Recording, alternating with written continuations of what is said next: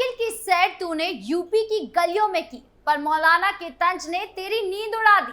अखिलेश अब तो कुछ कर, जनता का भरोसा जगा, वरना बीजेपी वाले कहेंगे तू है बस सपनों का बयासी। नमस्कार, चार के चक्रव्यूह में आपका स्वागत है। आज की सबसे बड़ी खबर पाकिस्तान से जुड़ी है, जहां 70 साल पुरानी मस्जिद मिट्टी में मिला दी गई, जिससे भारत में बैठे मौलाना को मिर्ची लगी। तो मिट्टी में मिलाने का कारण क्या है और क्यों मौलाना में हुड़दंग मच गया, जानेंगे। फिर आज की दूसरी खबर में बात करेंगे डिंपल यादव की, जिन पर अभद्र टिप्पणी करने वाले मौलाना साजिद रशीदी ने अपने बचाव में बयान दिया। साथ ही अखिलेश यादव ने भी इस मामले में चुप्पी तोड़ी। हालांकि चुप्पी तोड़ने पर भी अखिलेश ही फंस गए। अब कैसे फंसे अखिलेश, क्या है पूरा विवाद, बताएंगे आपको। साथ ही तीसरी खबर में बात होगी हाफ एनकाउंटर की, जिसमें योगी पुलिस की एक्टिवनेस के कारण 4 आरोपी गिरफ्तार हो चुके हैं। और उसके बाद चौथी खबर में बात होगी इस्लामी मदरसे की, जहां कट्टरपंथियों ने गेट पर लिख दिया है कि महिलाएं अलाउड नहीं है। अब इस निर्देश या संदेश ने हड़कंप मचा दिया है, बताएंगे आपको पूरा विवाद। तो चलिए शुरू करते हैं चार का चक्रव्यूह। शुरुआत करते हैं चार के चक्रव्यूह की सबसे बड़ी खबर से, जो पाकिस्तान से जुड़ी है। आज पाकिस्तान में ऐसा नजारा देखने को मिला जिससे हिंदुओं के चेहरे पर मुस्कान और मौलानाओं के चेहरे पर आक्रोश देखने को मिला। बात यह है कि पाकिस्तान के पंजाब प्रांत में 70 साल पुरानी अहमदिया समुदाय की मस्जिद को पुलिस ने ध्वस्त कर दिया। अब ये मस्जिद कोई साधारण मस्जिद नहीं थी, बल्कि 120 साल पुरानी थी, जिसे अहमदिया समुदाय ने बनवाया था। इस समुदाय को पाकिस्तान में 1974 में गैर मुस्लिम घोषित कर दिया गया था और तब से उनके साथ भेदभाव की खबरें आती रही हैं। तो हुआ क्या? खबर है कि कट्टरपंथी इस्लामी पार्टी के दबाव में पुलिस ने ये कार्रवाई की। शिकायत थी कि मस्जिद भी मीनारे मुस्लिम मस्जिदों जैसी दिखती है, जो अहमदियों को बनाने की इजाजत नहीं है। पुलिस ने न सिर्फ मस्जिद को ढहाया, बल्कि विरोध करने वाले 5 अहमदियों को हिरासत में ले लिया। जमात-ए-अहमदिया पाकिस्तान ने इसे गैर कानूनी बताया, क्योंकि कानून के मुताबिक 1984 से पहले बनी अहमदिया पूजा स्थल को तोड़ा नहीं जा सकता है। फिर भी मीनारों को ग्राइंडर से काट दिया गया और पूरी इमारत मिट्टी में मिला दी गई। भारत में कुछ मौलाना ने इस पर हंगामा मचाया, इसे मुस्लिमों पर अत्याचार का मुद्दा बनाया। लेकिन सवाल यह है कि क्या ये सिर्फ धार्मिक मामला है? पाकिस्तान में मस्जिद का मामला आया वो ठीक है, लेकिन उस पर भारत के मुस्लिम समुदाय का आक्रोश कुछ समझ नहीं आया। जब जब पाकिस्तान की बात होगी, मिर्ची भारत के मौलाना को क्यों लगती है? वो क्यों तिलमिलाने लगते हैं?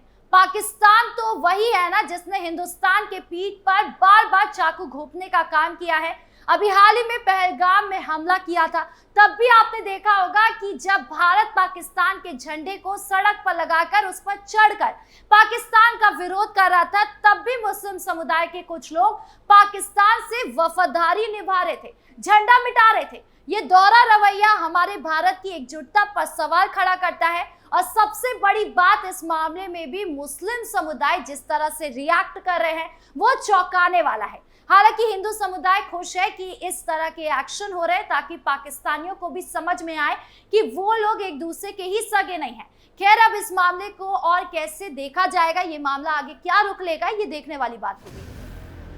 अब बात करते हैं दूसरी खबर की ओर, जो समाजवादी पार्टी की सांसद डिंपल यादव से जुड़ी है। ऑल इंडिया इमाम एसोसिएशन के अध्यक्ष मौलाना साजिद रशीदी ने डिंपल यादव के मस्जिद दौरे और उनके पहनावे पर अभद्र टिप्पणी की थी। बस फिर क्या था, सपा कार्यकर्ता का गुस्सा फूट पड़ा। नोएडा के सेक्टर 126 में एक न्यूज चैनल के स्टूडियो में लाइव डिबेट के दौरान सपा के युवा नेता मोहित नागर ने मौलाना साजिद को थप्पड़ जड़ दिया।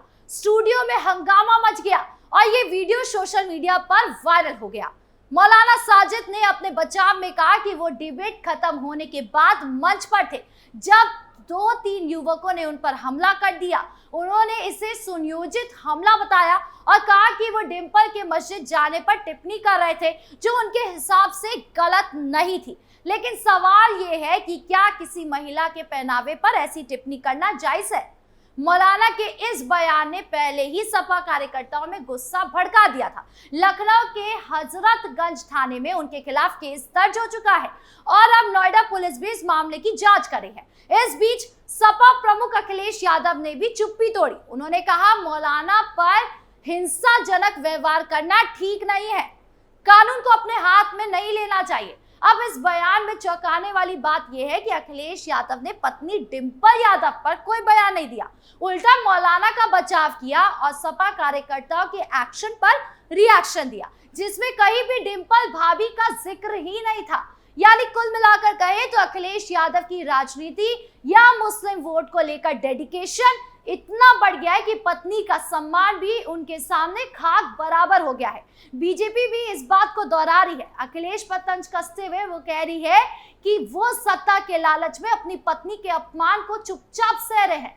बीजेपी ने इसे महिला का अपमान बताया और सपा पर निशाना साधा। सपा कार्यकर्ता ने भी मौलाना की गिरफ्तारी की मांग की और कई जगह पर प्रदर्शन किए। ये पूरा मामला अब राजनीतिक रंग ले चुका है। एक तरफ मौलाना अपने बयान पर कायम है तो वहीं दूसरी तरफ सपा कार्यकर्ता इसे अपमान मान रहे हैं और इस बीच में अखिलेश फंस गए हैं क्योंकि उनकी चुप्पी को कमजोरी माना गया और बयान देने पर भी बीजेपी ने उन पर हमला बोला। अब सवाल ये है कि क्या अखिलेश यादव अभी भी चुप रहेंगे, पत्नी के सम्मान के लिए नहीं लड़ेंगे या फिर एक एक करके सभी मौलाना को हिसाब करेंगे। हालांकि इसकी आशंका बहुत कम है। अब बढ़ते तीसरी खबर की ओर जो उत्तर प्रदेश के कानपुर से है, जहां योगी पुलिस ने एक बार फिर अपनी सक्रियता दिखाई। गुरुवार तड़के महाराजपुर पुलिस को जानकारी मिली कि कुछ बदमाश ज्वेलर्स की दुकान लूटने की फिराक में है। पुलिस ने कुलगांव के पास घेराबंदी की और बदमाशों के साथ मुठभेड़ हो गई। इस हाफ एनकाउंटर में एक बदमाश के पैर में गोली लगी और 3 अन्य को गिरफ्तार कर लिया गया। पुलिस के मुताबिक ये बदमाश लूट की वारदात को अंजाम देने वाले थे। उनके पास से हथियार और लूट का सामान भी बरामद हुआ है। योगी सरकार की सख्त नीतियों का असर है कि यूपी में अपराधियों पर नकेल कसी जा रही है। इस मुठभेड़ ने एक बार फिर पुलिस की तत्परता को दिखाया। कानपुर पुलिस ने इस कार्रवाई को अपनी सफलता बताया है और जिस तरह से लगातार एनकाउंटर एक्शन लगातार यूपी से सामने आ रहे हैं, उसने अपराधियों में खौफ बढ़ा दिया है, जिससे अपराध के रेट यूपी में घट गए हैं और कानून व्यवस्था की वाहवाही होती है, जो हमें पिछली सरकार में कहीं भी देखने को नहीं मिला है। बढ़ते चौथी खबर की ओर जो यूपी के देवबंद से है, जहां इस्लामी शिक्षण संस्थान दारुल उलूम ने एक ऐसा फरमान जारी किया जिसने हड़कंप मचा दिया। संस्थान के गेट पर लिखा गया कि महिलाओं का प्रवेश वर्जित है। 21वीं सदी में जब महिलाएं स्पेस में जा रही हैं, ऑपरेशन सिंदूर जैसे मिशन में पाकिस्तान को जवाब दे रही है, तब ऐसा फरमान सुनकर हर कोई हैरान है। दारुल उलूम का कहना है कि ये फैसला शरिया के मुताबिक लिया गया है ताकि पवित्रता बनी रहे। लेकिन सवाल ये है कि क्या ये नियम महिलाओं को शिक्षा और धार्मिक स्थानों से दूर रखने की कोशिश है?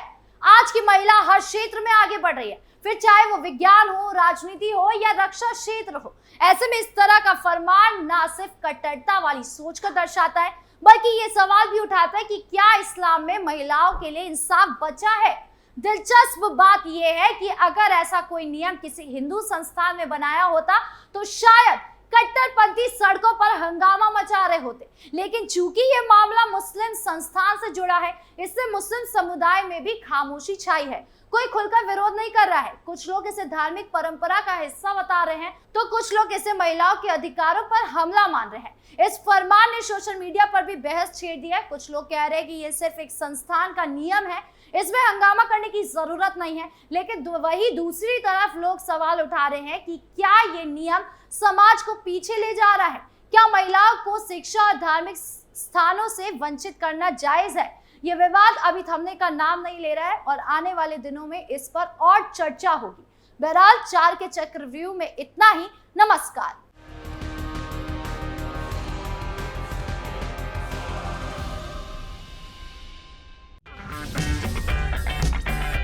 अगर आपको हमारा वीडियो पसंद आया हो तो इसे लाइक करें, हमारे चैनल को सब्सक्राइब करें और हाँ, बेल आइकन दबाना ना भूलें ताकि आप तक हमारे वीडियो की नोटिफिकेशन पहुंचती रहे। आप अपना सुझाव हमें कमेंट बॉक्स में दे सकते हैं। हमारे साथ जुड़ने के लिए शुक्रिया।